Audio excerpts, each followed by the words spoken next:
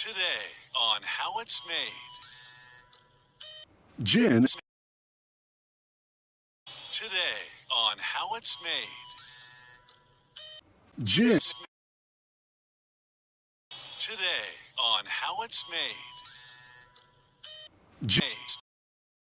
Today on How It's Made. Alcoholics. Today on How It's Made.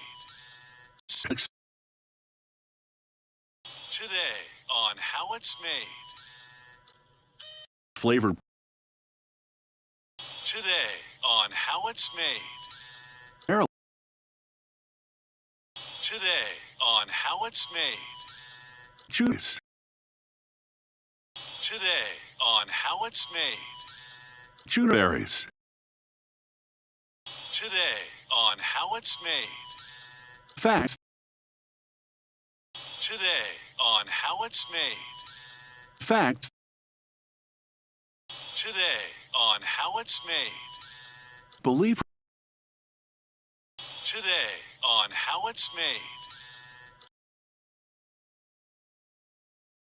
Today on How It's Made. Tiny top. Today on How It's Made. Today. Today on How It's Made. Pours many. Today on How It's Made. The single, of course, gin and. This micro distillery produces gin in small batches, using the slower distillation artificial process. They don't add any sweeteners, flavoring, or coloring. At this distillery, everything is done by hand, starting with the main ingredient, juniper berries. Then spices are added, dried angelica plant roots, coriander seeds,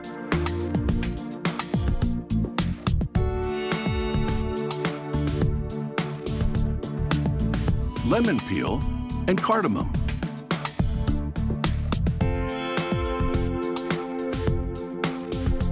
All these ingredients go into a 90-gallon copper still. A spirit distilled from fermented grain is already in the still. It's completely tasteless, but has an alcohol content of 95%. To lower the alcohol level to 40%, they've diluted it with spring water. Now they prepare to redistill with the spices. This gives the spirit its distinct gin flavor. To do this, they slowly heat the bottom of the still. In about an hour, the alcohol boils and begins to evaporate.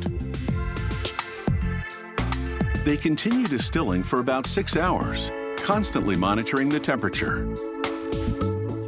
If the temperature reaches 212 degrees, the water will also evaporate, ruining the batch. The alcohol steam rises up and out of the still through pipes leading to a chilled stainless steel tank.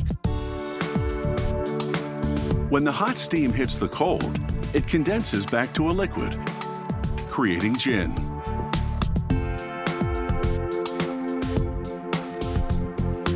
Throughout the distillation process, they take samples to measure the density and temperature. These readings reflect the current alcohol level. They adjust the distillation speed as required to produce a target alcohol level of 76%. Only the middle of each batch, known as the heart of the distillation, is collected. This particular distillery adds another step. They infuse the gin with raw parsnips. This gives it an earthy flavor and subtle floral aroma.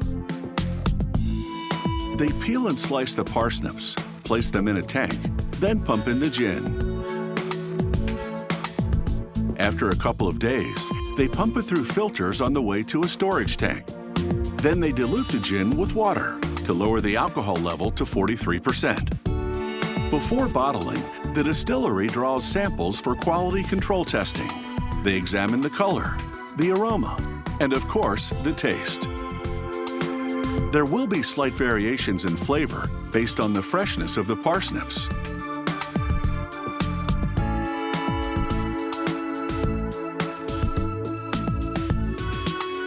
This micro-distillery has no automated bottling line.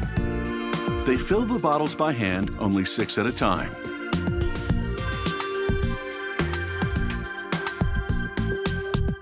They cork each bottle individually with a hand-operated press.